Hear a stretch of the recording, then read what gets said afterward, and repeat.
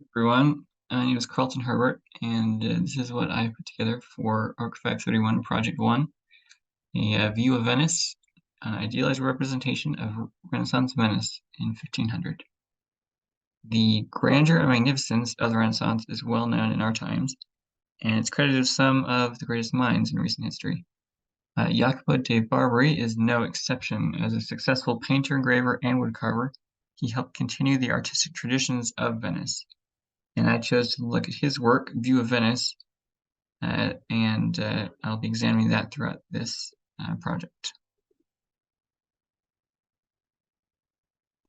Just a little bit of background on Jacopo. He was an accomplished painter, as you can see from these images, with a good eye for clarity and for realism. He also did many engravings, so he would have been familiar with the process of carving and painting. This is his View of Venice. It is a series of 6 pages, and it actually is supposed to be combined and assembled into one whole map that depicts a bird's eye view of the city and the surrounding geography. It's about 4 feet by 9 feet in dimension, and actually required custom paper sizes to be printed. It was most likely printed in Venice because it was one of the main printing centers of the world, but it would have started as one image that was painted or drawn by the author himself. The woodcut would have been made with blocks such as these. These actual blocks are still around today. They can be seen in a museum in Venice. And you can see how they would have carved out the shapes almost in reverse. They would have had to do it in reverse so that they could then print it the right way around in the printing process. The financer of the original project was Anton Kolb, who's a German merchant from Nuremberg, and he mainly focused on book publishing. He actually distributed copies of the Nuremberg Chronicle, which has many images and kind of representations, more like caricatures of various cities of the world at the time. So you can see here, this is one of Venice from that Nuremberg Chronicle, although it is much more simplistic and more cartoony as compared to Jacopo's view of Venice. It's been speculated by some scholars that Jacopo used just kind of standard surveying techniques of the time to create his image.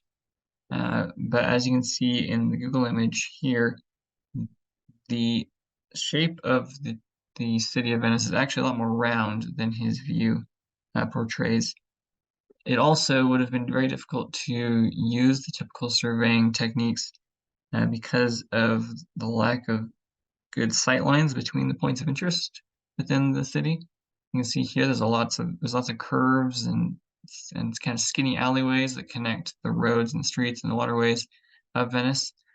So most likely the image would have been made using a team of artists drawing kind of the individual buildings and places, and then Jacopo himself stitching them together in his own mind using his imagination to create that bird's eye view from above. That can also be shown here with kind of the skewed perspectives that occur in the image. He uses a couple of kind of vanishing points for the perspective, which kind of skews the buildings either to the left, to the right, or just kind of straight on.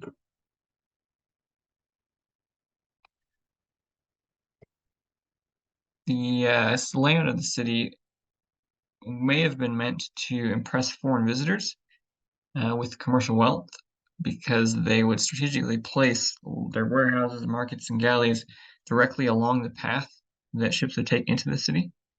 And so Jacopo highlighted these in the map itself, as you can see here with some of the warehouses, some of the galleys.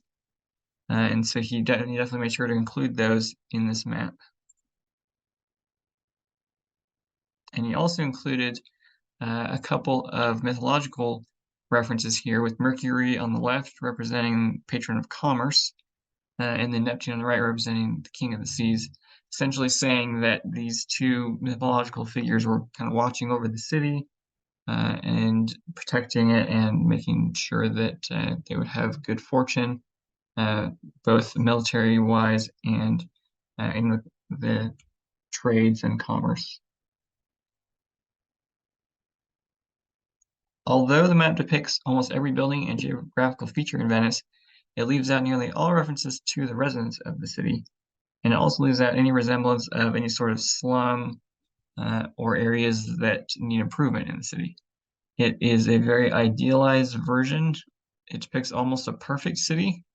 There are a few little places uh, where there are pieces maybe missing from a building, but it only happens maybe once or twice.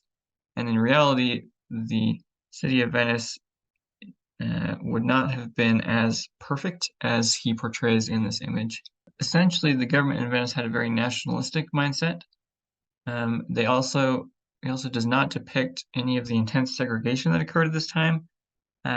Basically, the city of Venice separated people based on nationalities and religions, on where they could live and how they could go about doing commerce. The city of Venice had brokers that had to arrange all business within the city, and they essentially created areas uh, known today as the Venetian ghetto, where they kind of separated the different nationalities and different religions in order to kind of control how the city was developed.